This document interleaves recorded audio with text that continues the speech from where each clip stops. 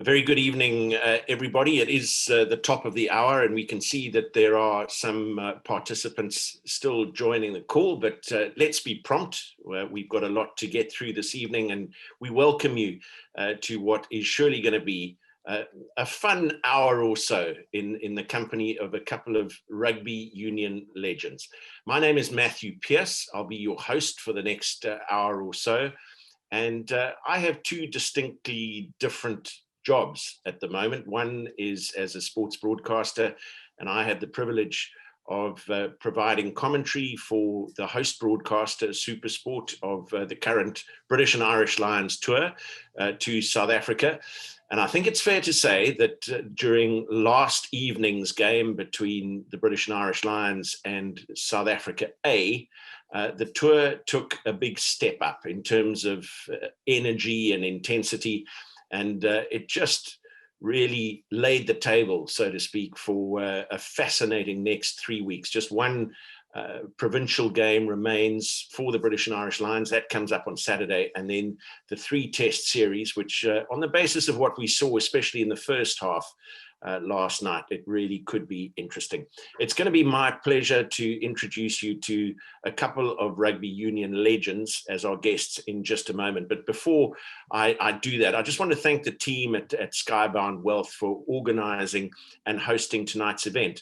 I mentioned my role as a sports broadcaster. In my other life, in my business life, I work at Skybound Capital, which is the holding company that owns Skybound Wealth. We're based in Cape Town. Please excuse the fact that I'm wearing a pretty thick jacket indoors, but it is bitterly cold in the mother city at the moment. As the team at Skybound Capital and Skybound Wealth in particular, we're really excited to bring you this chat with these two rugby legends this evening. Skybound Wealth, an international financial planning company with offices in the UK, the US, Europe, and the Middle East, and around the world, that specialize in providing high quality financial advice and working towards ensuring that their clients achieve their financial goals. And I must say that there's a very strong South African and UK influence across the teams at Skybound Wealth. And you can just imagine, as this rugby tour has approached the third tour by the British and Irish Lions in the professional era to South Africa, the banter between the teams has really been in evidence. So we've got this so-called new normal. We don't really like it very much, any of us, I think, the role that Teams and Zoom has played in our lives. But it has allowed the Skybound Wealth teams to be bantering about rugby results.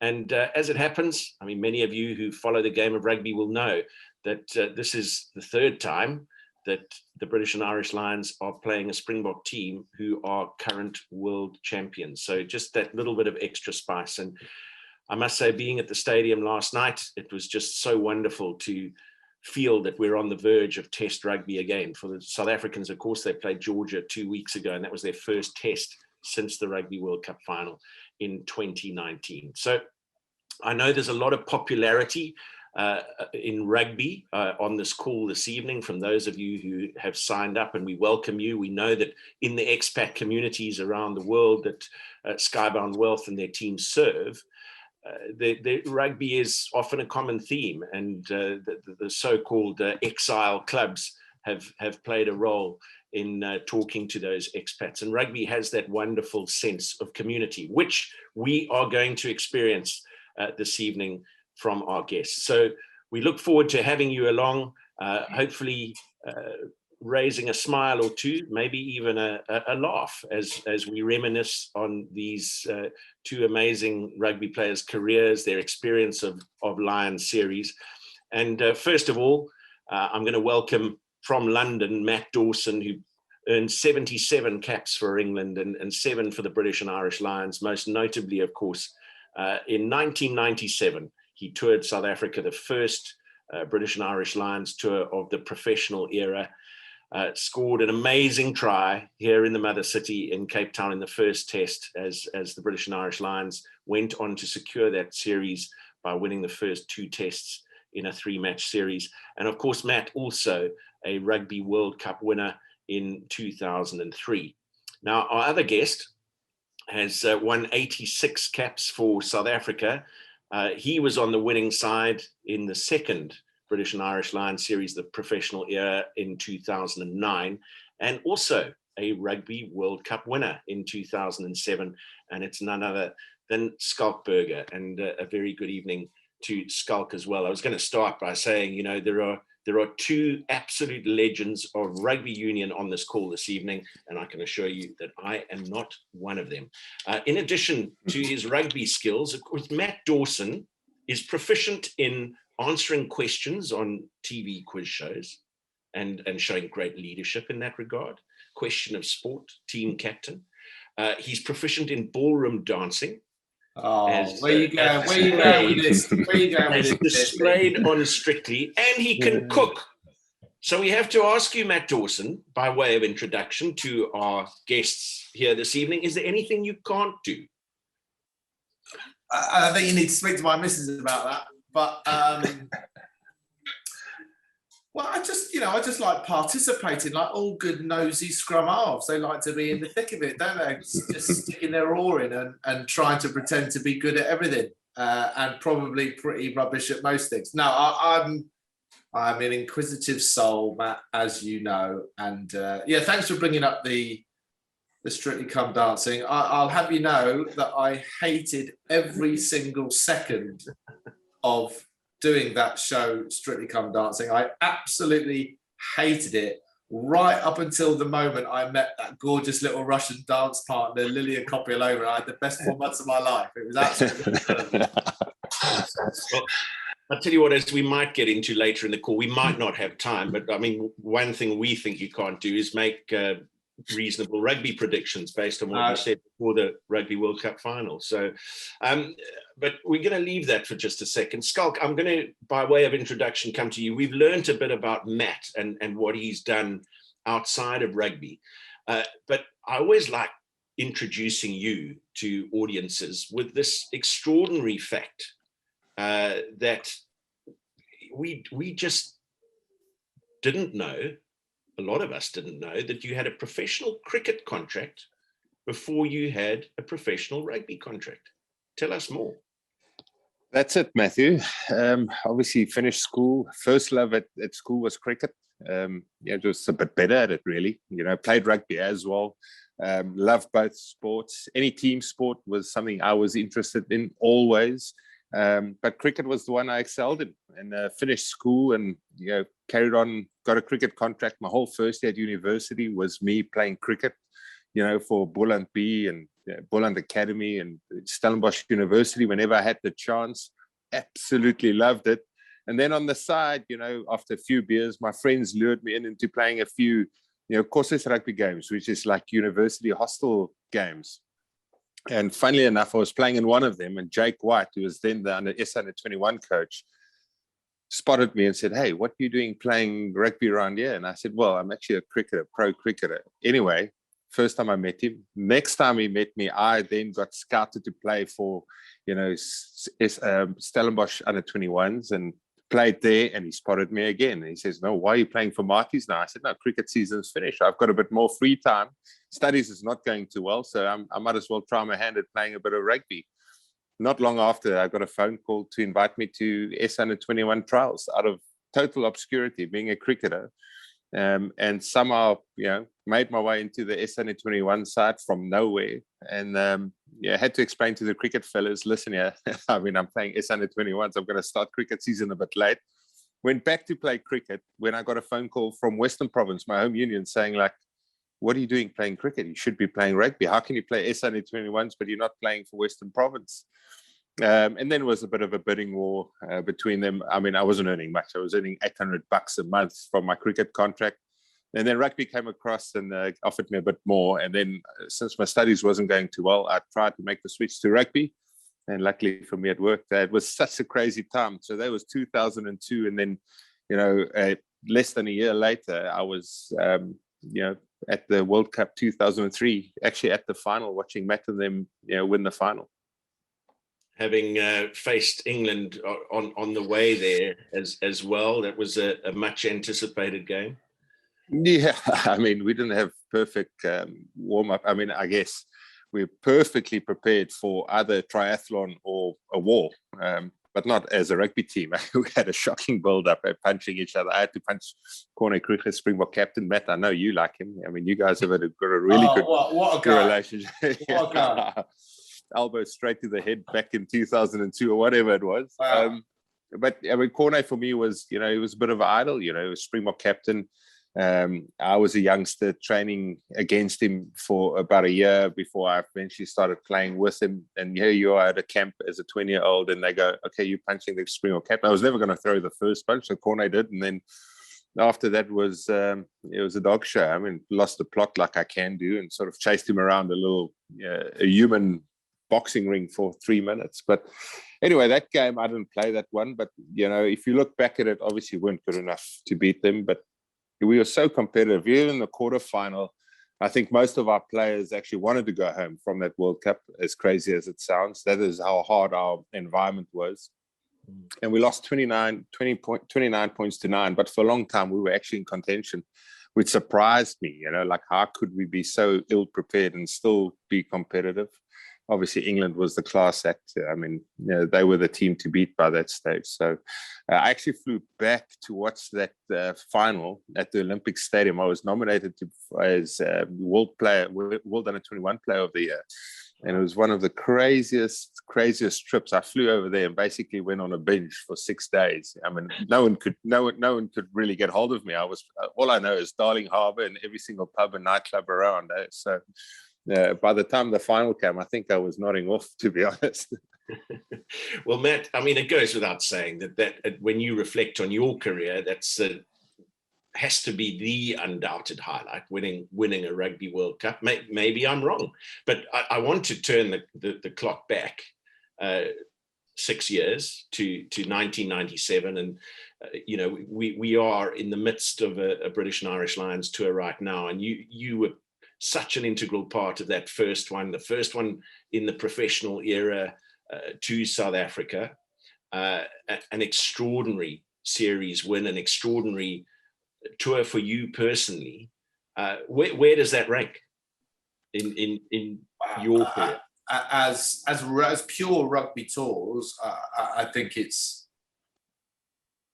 it could go down as one of the greatest tours ever, rugby tours ever, from a Northern Hemisphere perspective, of course. But I think because of the crossover of amateur to professional, because of the adversity, it was playing the world champions. We just didn't have a chance, and the Six Nations or Five Nations, as it was then, was a bit of a shambles. To be perfectly honest, the rugby wasn't that great. There weren't maybe any star names that were lighting up world rugby.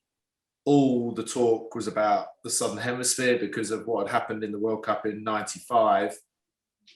And I think we just embraced the idea of the ultimate adversity. And as the three of us know, because we've been in plenty of rugby environments, that type of characteristic that rugby players have, they don't like to be seen to be second best. No one likes to be seen to be second base. There's a huge amount of pride and determination as a rugby player has, and we were up against it, like we have seen many, many times since. Other teams going into the 2019 South Africa with their motivation and intensity that they brought to that game against a team that everybody probably thought was going to win. And in '97, we were no different. I mean, Ian McGeechan sat us in a room and pretty much said to us, listen, no one in the world expects us to win a game, let alone the Test series. We were going to get beaten up by Border and Port Elizabeth in Eastern Province in Port Elizabeth.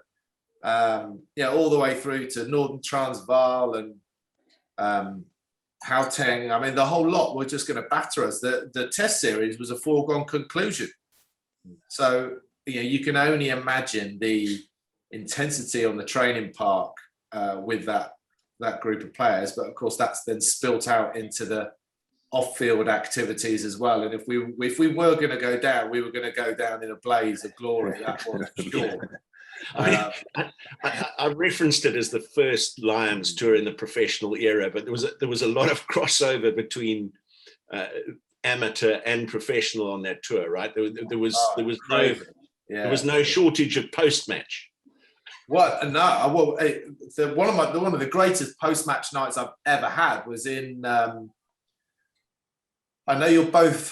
There's probably plenty of people on this call, particularly if you're based down in Cape Town. You're going to know exactly what I'm talking about. Cantilla tequilas in Cape Town, and after that first test, I mean, we went for a celebratory dinner in Cantilla tequilas, and the place was rammed full of supporters, Lions and South Africans.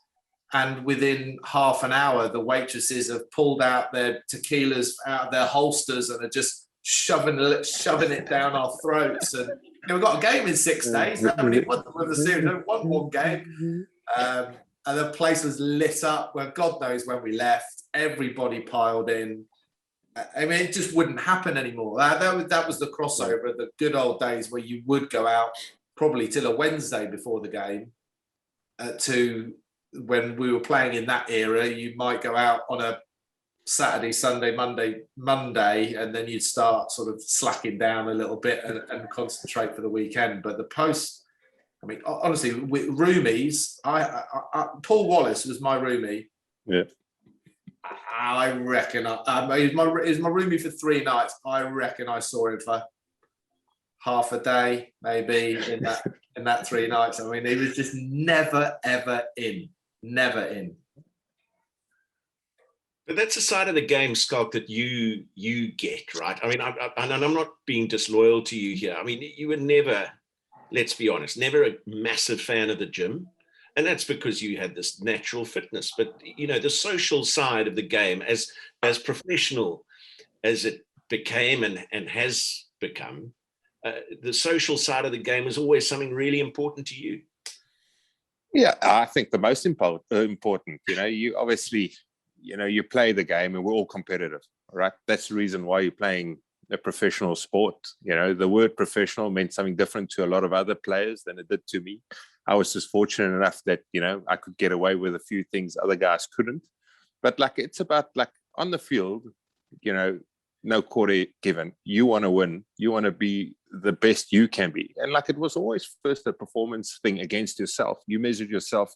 You've got a reputation that you want to uphold. And you don't let anyone down. People want to play against me. You come out and you play the best you can. But afterwards, that animosity is gone. Afterwards, it's straight to the beers. And that's always what I did, straight to the beers. Other guys would 1 or 2. I just carried on. And like Matt said, until a Wednesday, it was part of my recovery process. I mean, how was I going to get up, on a Tuesday for line-out balls without drinking beers on a Monday night and recovering on a Tuesday night? It's the simple maths. I had to do these things have a long career. So, as I got older, the game got even more professional.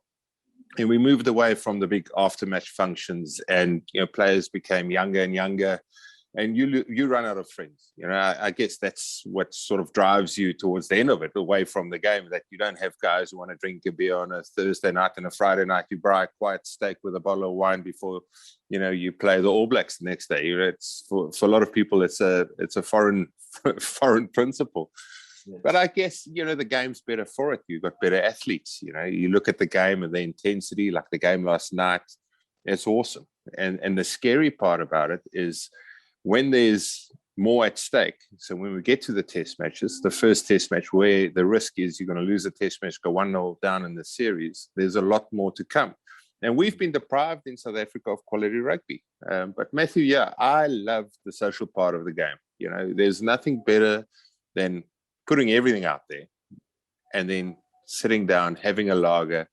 And we didn't need a review on the Monday in the old days, because it was all sorted out in the shower, in the bathtub, and the pub afterwards. By Sunday, you've already done your review, only for your coach to come and play 3 hours of, back then was quite boring rugby if you look back now, on VHS, with a little roller. Schalk, you would have been so proud of me back in the mid-90s, in my first game against South Africa, when I was on the bench. And I think it would have been in the mid-90s. And the bench had a tradition from, probably goes back to the 80s now, but they had a tradition where you had, on a Friday night, where you'd have your 6 o'clock last motivation meeting. I don't know what it was like in the South Africa setup, but on a Friday night at England camp, there was always a 5 o'clock meeting that the coach would just lay it all on the table. You'd go back to your room, you'd reflect, and then that was pretty much it till you get on the bus and go. And the bench, there was a tradition that goes that the bench had to have 5 pints before the 5 o'clock meeting, 5 before 5, right? Yeah. So that group would go up the hill out of the hotel, would go up to the pub and drink 5 pints, and then they had to be obviously at the meeting at 5. And I was in this group with these old boys, old players, John Hall, and well before your time. But during those 5 pints, they bet the hooker. And bearing in mind that there was no tactical replacements, you had to go off if you were injured. You weren't tactically replaced. And the hooker had never been on for England. A guy called John Olvey, never been on for England in God knows how many games. And they said to him, I bet you wouldn't sit on the bench in your big, your over tracksuit with nothing else on underneath, because you're never going to get on. Anyway, he did it. He sat on the bench completely naked, other than his boots and his socks and his big over tracksuit, until within 15 minutes, the hooker, Brian Moore, who was in on the gag, went down injured. Well, my God, you've never seen someone run down the tunnel into the changing room so fast to get their clothes on and get their England kit on to get out. And then by the time he came out, Moore had stood up and carried on playing the game. Love it. Yeah, but Schalk, it's interesting for people in a forum like this. This is a side of you, and we're going to get into this because we've got some questions that were sent by some of the people attending the call, and there were quite a few relating to a certain incident in 2009, which you said you're happy to talk about it, but this side. Sorry, Matthew, what happened in 2009? I can't remember anything of it. Oh, it was your 50th test, but we'll okay. We'll talk about it. But it is a side of you that you must think, when you reflect, was a little bit misunderstood, because, I mean, I've had the privilege of working with you on television and so on. I mean, we know that you are actually just one of the most chilled, relaxed human beings who loves a pint with an opponent after the game. But that, you've got to admit, it didn't necessarily come across that way when you were on with you. No, it didn't. Hey, I mean, it's just the way I always played it. I was never uptight about anything, really. I mean, the way I sit here and feel now, drinking a glass of wine, I felt exactly before I ran out onto the pitch. I mean, there was just no nerves. I never had them. But then somehow I could just turn it on whenever I just ran onto the pitch. And look, you get it wrong. I was always quite fiery. You get a role to play in South Africa, especially as an open sider. I guess a lot of time for us, you're a talisman for a big pack. There's an intimidation factor about a Springbok pack, especially a good one. And yeah, it's just the way I played. I try to get involved in everything. You try and be as close to the ball, touch the ball, tackle, ruck, chase kicks, catch up and unders, hang in the backfield, try and get a kick in every game. It was all action style. For sure, I had a temper, so I got it wrong sometimes. And I think a lot of it was, just being super competitive. And I think all the top players, doesn't matter who you are, we often take it for granted when we sit in a big room full of great players that, this is just normal, where it's not. It's such a competitive environment. You push each other to get the best out of everyone around you, from the coach, to the physio, to the guy doing the logistics. It's a high performance setup.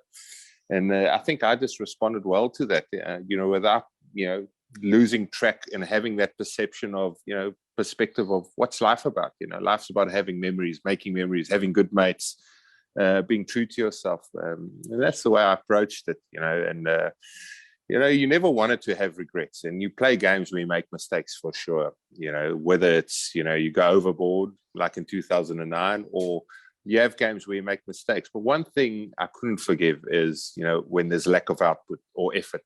And that's what I prided myself in. Often games won't go your way, but I used to look at the first 20 minutes and see, was I up for it? Because often you forget about it. You look at it and you think, well, maybe I wasn't, in the right mental frame.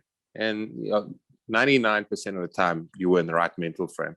There've been a couple of questions for you, and I'm going to sort of mold them sort of into a general question, because there was a question about from Neil around the England tour game against South Africa in 2002. Now that was before the Rugby World Cup in 2003, where you made your debut.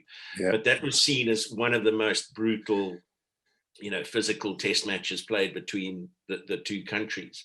And Neil was asking, has there been one that you've been involved in where you think actually it was more physical? And I want to reference the second test of the Lions series in 2009, which happened to be your 50th test match.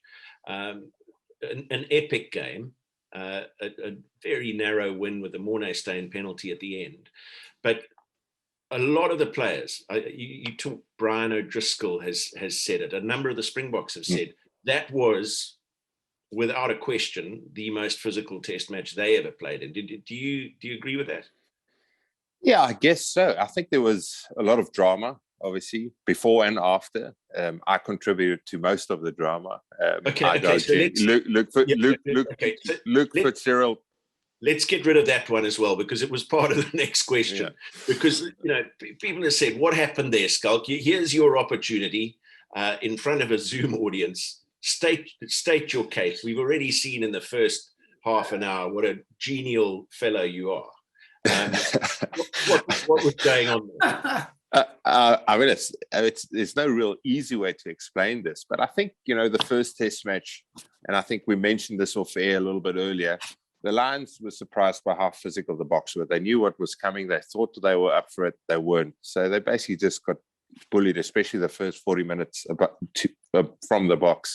The second test match, obviously, they got the big, build up.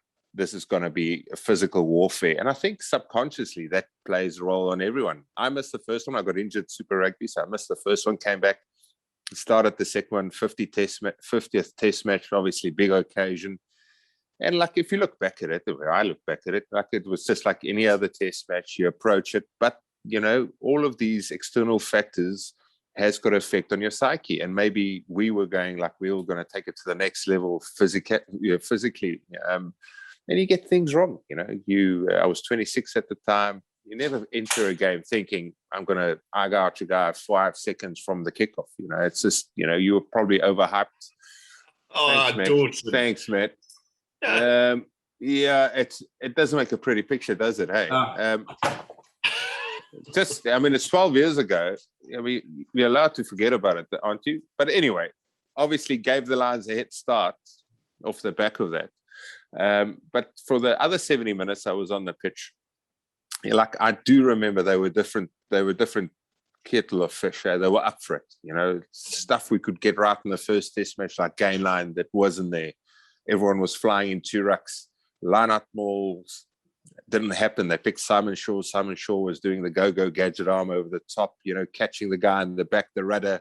The use-it call came through early. You couldn't kick off the back of it. You couldn't get momentum. No free penalties. Up at the Highveld, free penalties is golden. You just get so much territory off it. Unlike here in Cape Town, where you kick it out 15 meters, you kick it out 50 meters. Scrums was parity. So it was set up. There was a lot of hype about it. I obviously contributed to the hype by the way the game started. And then it was just one of those games you play, and unfortunately there's no crowds in South African sport at the minute. But I mean, a packed Loftus I mean, it is about as raucous as it can get, you know, a lot of animosity between the fans. You run out there as a South African, you think you're playing a away test match. I think the whole of the British Isles comes to this tour and saves up for the other 2 tours because no one wants to go to Australia and New Zealand anymore. But that's what it felt like. So, I mean, it was an amazing test match. No one was more relieved when Morné Steyn kicked that final penalty, 60-meter penalty, and we were all so glad that Ronan Nagaro got subbed on because, you know, he turned the game in our favor pretty much, you know. So it was amazing, and the celebrations afterwards for us was obviously massive too, because then Peter de Villiers announced that he's going to rotate the squad for the third test match. But I think in a whole, 2009 for our group was a very special year. Not only did we beat the Lions, you know, in a test series were tightly contested, but we also went on and then beat the All Blacks 3 times, which you don't do often, you know. So to be a part of that, you know, I obviously missed a few games after I was suspended for 8 weeks. Look, today that's a straight red card. Back then it should have been a red card. But, you know, you can't take anything. But you don't have regrets, do you? I mean, you play a career and things happen and you make mistakes and you learn from them. And, yeah, we as players are programmed to move on. You were waiting 12 years for that, weren't you? As a country. Yeah. I mean, that everyone talks about the Lions. Oh, it only comes once every 4 years, all the rest of it. I mean, the amount of conversations and references to 97, it still goes on. But yeah, you know, you had 12 years of that being rammed down your throat the whole time. There's no wonder there was tension. Yeah, I remember it's so easy to sit back and think, you know, how can you get something wrong? But so big, but it's exactly that, Matt. I remember watching you guys play at Newlands 1997 as a 14-year-old, you know, just went to high school, boarding school. You make the trek to Newlands, you watch the Boks started so well, and unfortunately they lost. We don't know how they lost, but they lost. And then the second test match in Durban, you know, they score 3 tries against none, but they lose 18 points to 15. Jeremy Guscott drop goal, and the test series is over. You know, you've lost, you know. So like all of those things get imprinted in your mind, and as a rugby fan, and then you get the opportunity to play again against them, and you know you've got one shot to play against them, unless you Morné Steyn or Frans Steyn or, you know, someone who's had a freak of a career. You know.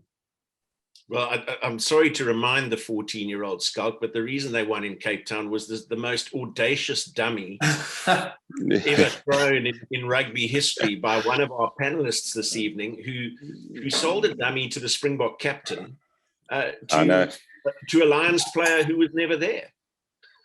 Yeah, hey, listen, boys. You may well have thought that the South Africans were surprised. No one was more surprised than me that worked. Don't worry about that. It was out of sheer fear of getting hammered by those. It was in the back row there. Kruger, Venter, Teichmann. Yeah. That's it.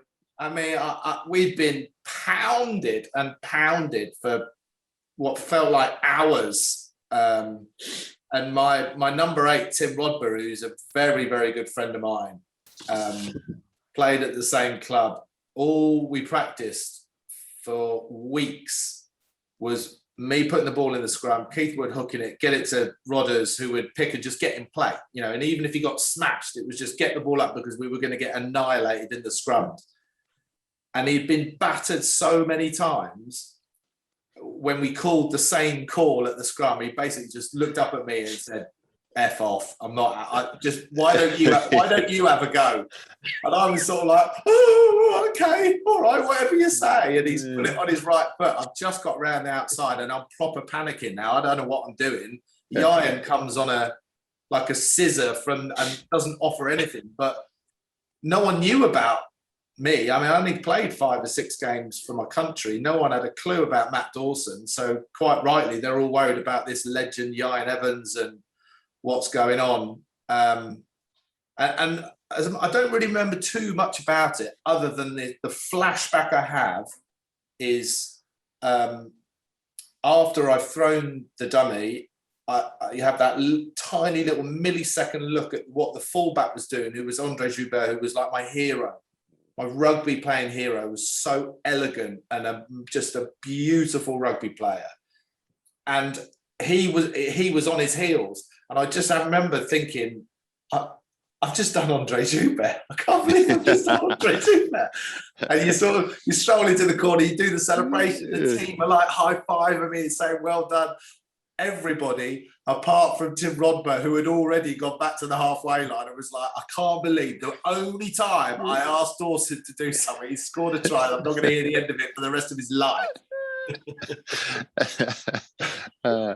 Matt, I've got to ask you this. So, there's a massive challenge in the environment we're in at the moment for Warren Gatland and his team to create an environment conducive to success with all the challenges off the field that we're having in South Africa and around the world at the moment. But just more generically, if you can put your finger on it, what is it that makes the Lions so special? Because we look at Calcutta Cup matches, for example, and this tribalism, let's call it that, between England and Scotland, and then all of a sudden, every 4 years, you can put your arms around each other and be bonded teammates, successful teammates. We've seen the last 2 tours under Warren Gatland.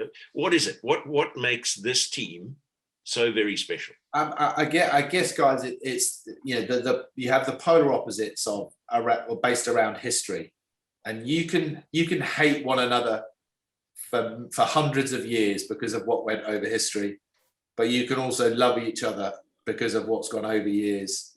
And the Lions' history and tradition goes so far back that whether you're a South African lad wanting to play for the Box against New Zealand, you grow up and that's all you ever see, or want to play against the Lions, that's all you want to see, that's where you want to dream to. Playing for your country is a little bit like that. When you get to the Lions,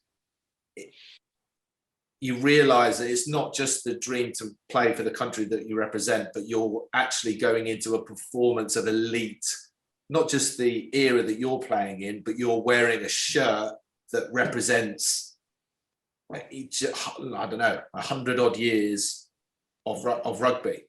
And your name is on the same shirt as Robert Jones, Gareth Edwards, Dickie Jeeps. And that takes it to a completely different stratosphere from those Lions perspectives. And also it's the we touched on it earlier. It's the whole tour that makes it. It's not necessarily the rugby that makes the tour, and that's maybe where it will. I think South Africa have got an advantage over the Lions for this series because they're not going to have. They're not going to have the Cantilla tequilas. They're not going to have that wild, sneaky little night out on a Monday night where no one's looking, but I know I'm not playing on a Wednesday and I can just nick out and have a dinner and maybe a couple of bottles of wine, or get up to Stellenbosch for a wine tasting when no one, they're not going to have that. And even in New Zealand 4 years ago, the reports that came back said that Warren Gatland had organised it brilliantly well, that the squad were going out and having those bonding sessions away from the hotel and the game and the training pitch and everything else. That's going to be really, really tricky because there's no question, as you're sort of referring to, for an Englishman to be protecting a Scotsman, a Welshman or an Irishman, you've got to have something in common. And whether that's because you've partied or you've been playing darts in the team room or you share the same football side or love of food or whatever it may be, you've got to somehow create those connections. But that's why it's a little bit more special than maybe the just playing for your country. I suppose it's playing for your country on steroids to a degree. Yeah. I've got to go to this question from Anthony just because I know it just, it might say something to you, Matt Dawson. Schalk referred to the second test in Durban and the 3 tries, nil. Anthony wants to know if Matt Dawson feels the Lions were lucky to win the 97 series due to South Africa not having a proper goal kicker. I know what was Percy up to there. Goodness me, we were talking to we were catching up with Schalk yesterday, weren't we? When he was on the golf course. I mean, Percy was snap hooking it, slicing it, topping it. He had an absolute stinker because, I mean, South Africa were all over us. They changed the back line, hadn't they? They pretty much kept the same forward pack. Back line was very, because I think the South African rugby team was on a knife edge anyway. On a ball had come in, and you know, were they going to get rid of the old guard and bring in this fresh, new, exciting back line, which they did in the second test. They ran as ragged, but they couldn't get the ball between the sticks. And you've got Neil Jenkins just kept poking the ball through from 30, 40, 45 meters and just kept us in touch. I have to, that second test was by far the most intimidating test match that I've ever played in, but by a long way. Kings Park, the sides of the stadium are vertical as if it's like coming over the top of you. And when we ran out and we got in our little huddle waiting for the box to run out, is that sort of slope, isn't it? It's got going down from the changing rooms all the way down, and the crowd are baying for blood, and then they're asking their box to perform and get them back in the game, and the noise is so intense. And then it was, I'm fairly sure, I'm fairly confident someone in the audio on the tannoy has just like turned up the tannoy and these box have come thundering down in overdrive down the slope onto the pitch. And I'm obviously the smallest guy in the field, and I've never ever been so intimidated. And from the kickoff, I think they kicked it straight to Martin Johnson and just smashed into him, and it was absolutely horrific. I still don't know how we won that game. So Anthony, you're absolutely right. There was a huge element of luck. Thankfully, Percy Montgomery was kicking it with a hexagonal boot. There's a couple of things playing in South Africa that people don't always get. That's the one, is our stadiums, our rugby stadiums are awesome, and the intensity of the atmosphere is second to none. You don't really get them in bigger stadiums abroad. It's hard to replicate. And the other thing is the drive to the stadium, because everyone is driven there in their own cars. Everyone's about 20 beers deep. Everyone's having a barbecue, a braai on the side of the road. Everyone is fired up. They've been building up. They've had a bad week at work, and the English bus or the Lions bus comes past, and they're showing exactly what they are thinking. So I played for the Stormers against the Bulls many a times, and the Pretoria crowd is the worst. So you're also South African, be coming from Cape Town. These blokes are on their brandy and cokes from 7 a.m. You drive past there at 5. You feel uncomfortable in the bus, let alone running out on a rugby field and trying to play a match. Am I right in thinking that there was a nightclub in that stadium? Yeah, just next to it. But in the corner, it felt like I always think there was it TJ's or something like that in the corner of the stadium? Or Ellis Park's, Kings Park, I'm not too sure, but Ellis Park's got touchdowns. Touchdown, there you go. There was definitely one in the corner of Kings Park, and you're sort of pretending you don't remember it really, but of course you do. We had one in Newlands where we used to snuck up as scholars the touchdown, which was pretty much underground, underneath the stadium. And you obviously snuck away there until you realized your mom has brought her binoculars with to see if you're actually watching the game or you're going to touchdown. Scala, I want to ask you, John, it looks like John Cunha, who's all the way from Kuwait in the Middle East. We've heard Matt saying, an intimidating test match for him at Kings Park, that second test, but also just the elation of winning the series. John was asking the most difficult test match loss for you to get over, and also your most memorable win. I mean, you play a lot of test matches which you lose. There's some of them where you get taught a lesson. I think for our group in 2004, we came to England, Tri-Nations champions, a great team, and we got absolutely thumped at Twickenham. Hard day at the office, typical November weather, rainy. Hodgson had a ridiculous game. He scored 20-odd points, 28 points. Charlie Hodgson, did he? Whatever he scored, drop goals, try. We took 30 points. It was a hard day at the office. One of those where you look back and going like, okay, hold on. We've got to improve. I've got to improve. The whole team's got to improve. The hardest international loss I've ever had was the quarterfinal in 2011 World Cup against Australia. 11-9, Bryce Lawrence. We had a very good side.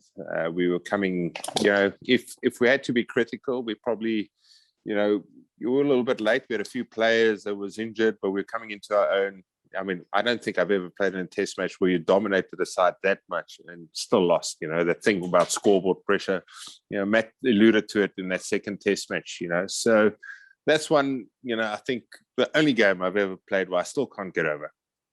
And then most enjoyable games to win, obviously, when a Rugby World Cup final, it's just relief. Sheer relief, it's a pressure cooker situation. I mean, for us, think of us. We played England, beat them 36-0 in the pool game. The next thing you're playing them in a final, and a final's different. It's not that easy. People outside think the Boks should win them, beat them by 30 points again, but you can't. It's just too much at stake. So that's big relief, and obviously then afterwards the celebrations is next level, which I enjoyed. But like after a month, I was quite glad that I got pulled away to go play another test match against Wales in Cardiff. We played a test match after the Rugby World Cup, and that's where they fired Jack White. Actually, I must say, games you enjoy is when you beat the All Blacks. It's always the most enjoyable because you just lose against them all the time, don't you? It feels like it, So our generation was fortunate that we beat them in South Africa, we beat them in New Zealand a couple of times. We won a Tri Nations in 2009 in Hamilton, which was probably the most enjoyable and the biggest celebration I've ever seen of a Bok team. So we've always had a few guys who go hard after every game, but to see pretty much to a group of 30 not being able to walk from being that intoxicated was special. Everyone involved. And then every time we beat England at Twickenham is a special occasion. Like we mentioned the 2002 game. Matt, you remember that game? 53 points to 3. Cornet went on his 6-minute rampage or whatever. I remember as a youngster, I was playing SA21 at the time, watching that and thinking, this is hard to swallow, hard to watch. And then 04, I got my chance and we got hammered by 30 points. And then the tides turned after that, 06, So Twickenham is one of those stadiums which I really enjoyed. I thought I loved playing at Twickenham. It's one of the great venues, so many of these great venues are places you really want to play. Well, Lansdowne Road was another one of them. So I love beating England, especially there. It's something about having a central venue where you play all your games. We play everywhere. You play Cape Town, Joburg, Bloemfontein, East London. I've even played a test match in East London. But to have one venue that you grew up as a kid watching and then you get your chance, 20 years later, it's super special. Yeah. John had a question, John Cunha had a question for Matt as well, and a similar question from Daniel van der Merwe for Schalk, just around the hardest opponents you faced. So, Matt, the toughest Springbok that you faced? I mean, they're I would have them all down as tough in their own. I mean, tactically tough. From a scrum half's perspective, none came tougher than Just. You took your eye off him for a millisecond and you were in trouble. I mean, I spent 80 minutes just watching him. If I didn't have the ball, I had to watch him. Or if I wasn't near enough to tackle him, I was communicating to someone else to watch him. There was always someone watching him. Physically, I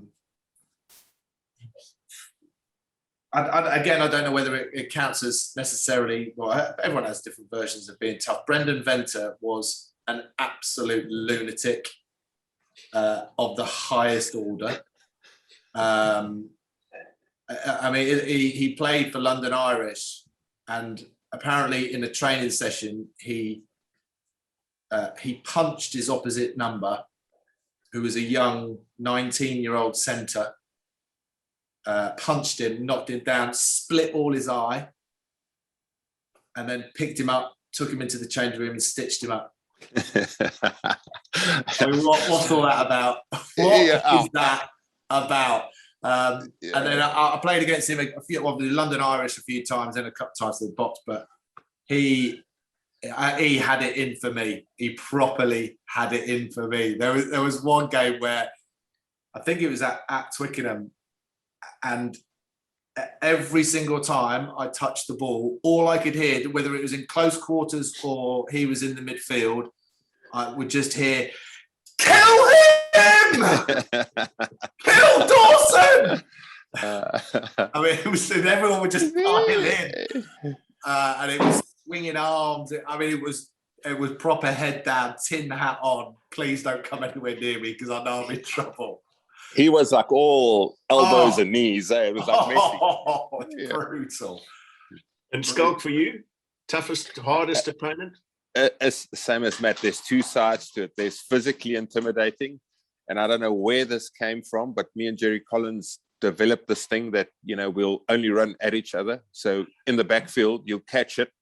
There's a lot of weak defenders, especially in our days when we started. There's certain back-line players who couldn't really defend, but you'll pick Jerry Collins and he'll return the favor.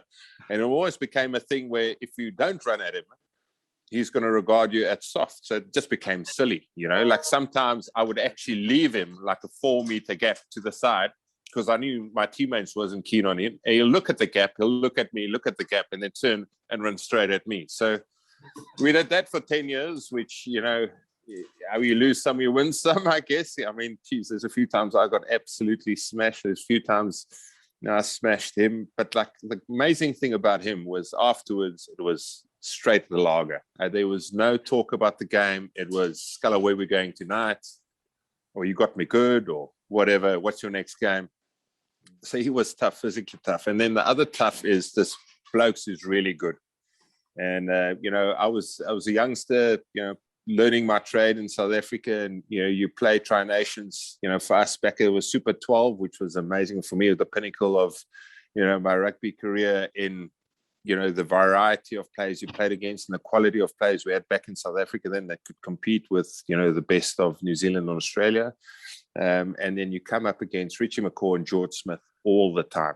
And you get measured against them a lot, you played against them every other weekend, and you do one good thing, they do 3 good things, and then you got no choice but to get better, and you improve, and it's thanks to them that you become a better rugby player that you think you set out to be. So yeah, I love playing against those guys.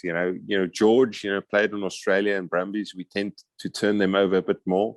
The frustrating thing about Richie was a lot of times you thought, geez, I had one over him, but you still lost on the scoreboard. So you never really got to the back of him. But it was great playing against those players. Talking of tough opponents, Matt, I've just got to reference a quick comment here from Nathan Tarr, who's written in from Miami. He says, being a Welshman, my favourite memory watching the Game of the Years was Scott Gibbs. Oh. Yeah. Oh. Late try in 1999 at Wembley. But what an impact he made as a Lion on that tour of 1997. But Nathan, of course, has to say, P.S. as a Welshman, I really didn't like either of you when you were playing. Isn't it amazing that it's so good being retired, because people sort of like you from other nations. It's really quite nice. But yeah, you can feel the hatred, particularly from the Welsh. And I didn't mind it. I get it. Don't get me wrong. But we can laugh and joke about it. But yeah, you play against Wales, and it would be. There is it's turning into a little bit of like a rugby myth, but I can honestly tell you it's true. I was on the bus when we drove through the middle of Cardiff town centre in the early 2000s, and we just about beat Wales 51-3, and it was absolutely packed. The streets were packed. with all these Welsh fans going bonkers, and of course enjoying themselves. But when the England bus is driving at snail's pace through the middle of Cardiff with England down the side of the bus, they're going to give you some, some verbals, aren't they? Of course they are. Anyway, these two fans bound up like second row forwards and charged the side of the bus. And both of them headbutted the bus in anger that we'd beaten them 51-3. One of them bounced off and split all his head on the side of the bus, and his mate was shouting at the bus, "You English, you just ran over my mate." That's what he said. You just ran over my mate. I remember. So 09, obviously, I gouged Luke Fitzgerald, and then at the end of 09 at the autumn tours, we played against Ireland. So then the Saturday night, I mean, I've never, we as South Africans, we can boo, we can, properly get up the opposition when there's a full house. You don't really get that in the UK, or when opposition kicker kicks, it's quiet. I scored a try in the first 10 minutes. Matthew, I think you were doing the game as well.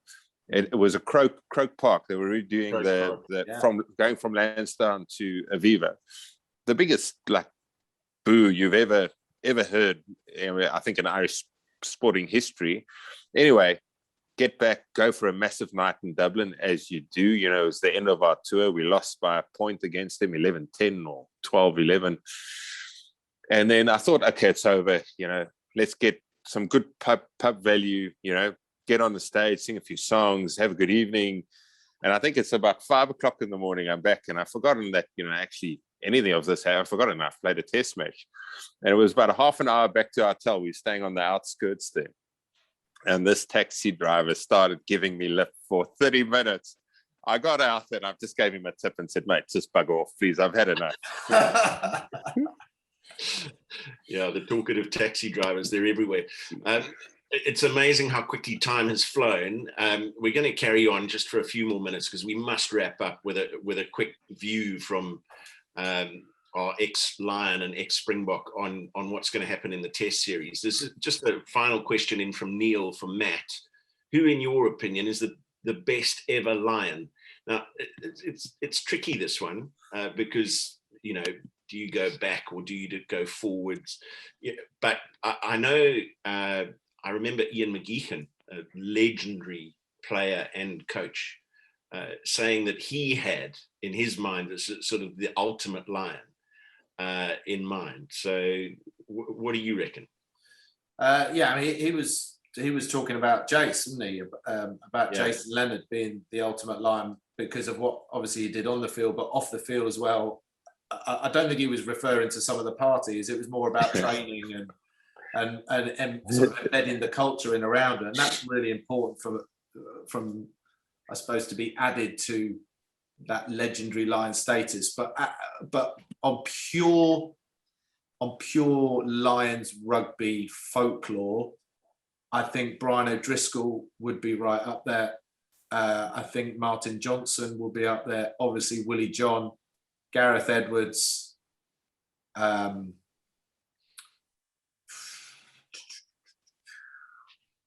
Who else should we be putting in there? It's an interesting point you make there about off the field stuff as well, because in a tour environment, and we're probably going to close with just what's facing Warren Gatland next week. When you name your team for the first test, there's always, correct me if I'm wrong, there's that possibility that those who aren't selected just drift off on tour. And that's when you need your proper team men. Yeah, and they need to be doing. They would have been doing that from the moment they met up at the Vale of Glamorgan months ago, for a few sessions. That's sort of rule one. Is that the hard facts are that there's only 15 people on the field. There are going to be probably 36, maybe even 40 people in the squad by the time injuries and the rest of it have come along.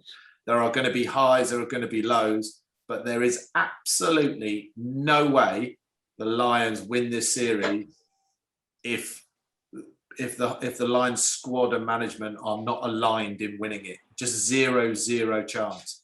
And it still means that you can enjoy a beer at the right time and socialize at the right time. But then also there's a time to properly switch in to what's the job in hand. Now, I think yesterday was the real start of the rugby part of the tour, because, the Sharks games, Japan, the Lions versus the Lions. I mean, okay, they're great warm-up games, but as we saw last night, now you imagine what those Lions players are thinking right now. That this is not all belt buckles and cufflinks and freebies. This is about playing South Africa, and they have had a proper slap in the face to say, a lot of you have played against South Africa before, boys, either in South Africa on tour for your country or in your own country, but this is different. This is what you're going to get, and probably, double it up come next weekend. So I think it's probably done the Lions a huge favour. I'm not sure the box probably realised how much of a favour they've done the Lions by giving them a right ramping up last night, because it looked to me that the Lions were slightly shocked. Yeah, and that the Box have done nothing, by the way, Matt. That was the SAA team. I know, but as you would have seen from that meme that's going around, South Africans say "A" after everything, so it's South African "A." It's the Lions. I listened to the commentary last night, and Matt referred to them as the Springboks here, since they had 18 winning Springboks, World Cup winning Springboks in that team. So, what do you think, Schalk? Where's it going to go? I guess the exciting part for me is, like, as Matt alluded to, we gave them the big ramp up. I think Gats will really fire them up coming now for next weekend. I wish that was the first test match where we could catch them unawares and go 1-0 up, because I think for the Box, the first test match is so important. I think what the Box do get out of it, though, is I wasn't scared that the Box, we haven't played together in 20 months. I wasn't scared that the Box will pitch up physically. I was worried about how mentally sharp are we going to be, because in every big game, the more you get put in a certain situation, your team leaders need to make an instinctive decision, whether it's right or wrong, and your team needs to back that decision. Often that decision leads to the outcome of the game. Last scrum, for example, last night, in the test match, in that situation, different referee, might have been a penalty to British Irish Lions. They kick it out. They all pick and go, score a try. After 3 yellow cards, you lose the game. You go 1-0 down in the test series. We fly hack it out. Damien Willems somehow misses us. Whatever happens, goes out. We win the game by a couple of points. I think that awareness is important for us, because that's game sharpness. Being battle hardened, yes, whatever. That might account for something physically. But actually, the more you get put into that high pressure situation, you actually have a bit of extra bandwidth. You can actually think about, where's this game heading? How do we get a result? And I think that's important for our team. So, this was our last chance, really. There's a couple of players who's playing against the Lions, not the British and Irish Lions. The Bulls this weekend on 1:00 on Saturday. Bulls versus SAA, or the Springboks, as we refer to them now. And I think that will be other guys who haven't played a lot, like a guy like Loer de Jager, maybe Andre Pollard gets another run out, because there's a few players that's integral in this for me, and that's Faf de Klerk, Andre Pollard, and I want to see Loer de Jager back. Matt, if you reflect on the two tours since professionalism, 97, where you were successful 2 tests to 1, 2009, 2 tests to 1, where the Lions actually cumulatively scored more points over the 3 tests. It's bound to be close, whichever way it goes, right? Yeah, I can't see a whitewash either way. I think it will be 2-1. And I'm not. I don't think I'm bullish enough to even pick it at the moment. Yesterday I was definitely thinking the Lions, but I was a little bit disappointed in the Lions last night. that was a real opportunity to stamp their authority on the tour and ask some questions of that South African side when they go back into camp because now I would feel South Africa would go back into camp and not even just maintain, but start building on whatever they're doing. And it's obviously in very difficult circumstances that the South African players are in at the moment with all their Zoom meetings and COVID and isolation, etc.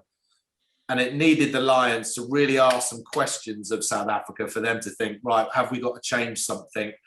And they've only got a week or so to do it. Whereas now I think the Bokkers will look at themselves and feel that they're on the right track and they can ramp up the intensity. They can, it's so important what Scott is talking about there about the fine tuning and making those decisions, because like in 2009, it came down to an unnecessary kick chase penalty, 60 metres out, you lose the test series. In 97, it came down to a turnover, a ruck, a hack down and a drop goal to win the test series. It is going to be down to the finest of margins. And I just feel that we gave South Africa a little bit too much momentum yesterday. Also, there were a lot of key players for the Lions that didn't really stand up. I'm doing a radio show a bit later on tonight, and Owen Farrell got on the trip because of reputation, but I mean he looked so pedestrian last night, really quite pedestrian. And also what was really interesting for me is that the Lions, we haven't necessarily spoken about it, but when you play for the Lions, there are certain players and characters that are, they're good international players, but for some strange reason, if you put a red jersey on them and put the Lions red jersey on them, they become so superhuman. I mean, it's an amazing, you go back to my vintage, it would be Tom Smith, Paul Wallace, Jeremy Davidson, Alan Tate, Neil Jenkins, me probably, who were just, no one really knew anything about us, but it can go the other way. And yesterday was so close to test match intensity, this series, that I look at the likes of, say, Chris Harris, who's been this star of the show. You put him in the mix yesterday against the big boys and disappeared, was just absolutely nowhere. Whereas you look at an Elliot Daly, who's been pretty average really for a couple of years, I think he'll play 13. I think he lives for the absolute elite. So we've got I think Gats will have all of that covered. I mean, he'll know about it, but that's why the selection will be so important. And it'll be interesting to see what a difference Alan Wynne-Jones makes. 18 days after a shoulder dislocation. No, he's never dislocated his shoulder. Come on. Scott, no way. Well, I mean, luckily it's a locker. I don't think they do much on the rugby field, because if I dislocated my shoulder, I was gone for 6 months for it. At least. Yeah, well, he's arrived in South Africa today. And he'll be playing. He's named on the bench, for Saturday. So it'll be fascinating to see what an influence he has. And let's not forget that Warren Gatland has a serious piece of history on the line here, because having won the series as head coach in 2013 in Australia, drawn the series in that epic series in New Zealand 2017. The last time the Lions were beaten in a series was here in South Africa in 2009, and then by the thinnest of margins. So Gatland has the opportunity to do the trifecta. So yeah, it's going to be absolutely fascinating. And that man who has history on the line, of course, signed a 2021 British and Irish Lions jersey, which is available as a prize to one of our participants this evening. The Skybound Wealth team have asked me to let you all know that the draw will be done early next week. There are some people who subscribed for the webinar this evening and perhaps weren't able to attend, but it has been recorded. So if you've got friends and fellow rugby fans who'd like to get hold of this and listen in to the chat we've had this evening, then please encourage them to do so via the Skybound Wealth team. So all that remains for me to do, because we have gone over time, but I know just a precious few people have had to go on to other things. So thank you for your patience and your attendance. We really hope you've enjoyed it. What I always find as I come to the end of things like this is that I just feel there's so much more that we could have spoken about. And the game of rugby and touring lends itself to that in so many ways. But Matt, as always, you've been a superstar for us at Supersport, during lockdown, always keen for a chat because you couldn't go anywhere anyway. So we knew we're locked in, aren't we? Wasn't too much of a penance. And Schalk, great to get your side of the story. Plenty of questions asked. You've been fantastic and honest, and it's just great to have got to know you a little bit better in a forum like this. And thank you for what you did, both of you, for your respective countries and adding so much to the rivalry between the Springboks and the Lions, and of course the Springboks and England. It's just been a pleasure and really enjoyable. Thanks to the Skybound Wealth team for putting it on. And we really hope that wherever you are in the world, and however much you love your rugby and take an interest, regardless of the fact that the Red Army isn't in South Africa at the moment, that a week on Saturday you will tune in, and for the 2 Saturdays thereafter, for what promises to be another epic series between the Springboks and the British and Irish Lions. From all of us, thanks for your time and your attendance, and we'll see you soon. Stay warm. Cheers, guys.